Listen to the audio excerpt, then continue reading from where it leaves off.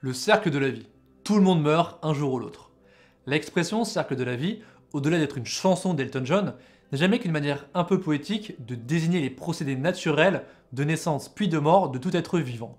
Bien sûr, tout ce qui naît et tout ce qui vit est fatalement destiné à mourir. Je ne vous contredirai pas là-dessus. Mais en quoi cela est-il une justification pertinente pour s'octroyer le droit de vie ou de mort sur autrui? Tous les cochons, les vaches, les poules, les poissons, les chiens, les dauphins, les girafes et les éléphants mourront un jour. C'est un fait. Mais comment passons-nous de cette vérité à donc il est acceptable de les tuer nous-mêmes?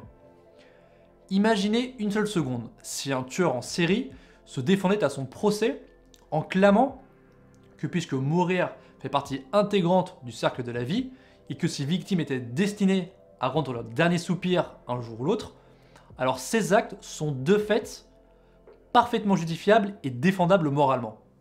Quelle serait votre réaction? Ne trouveriez-vous pas cet argument proprement irrecevable, illégitime, absurde?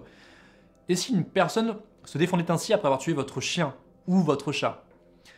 Et qu'en est-il du braconnage, de la chasse à trophées, de la corrida, des massacres de dauphins aux îles Féroé ou de cétacés au Japon, ou de toute autre pratique consistant à exploiter et ou mettre à mort des animaux pour X ou Y raison, alors que nous pourrions aisément nous en abstenir?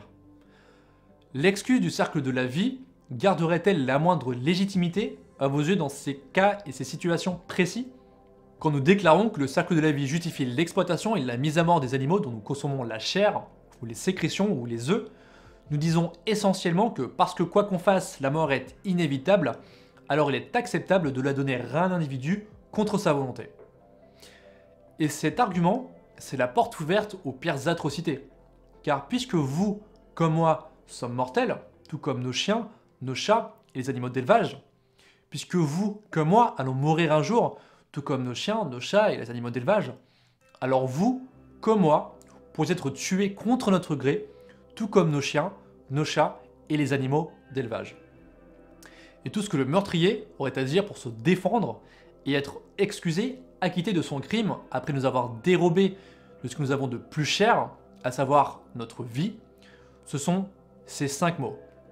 Le cercle de la vie.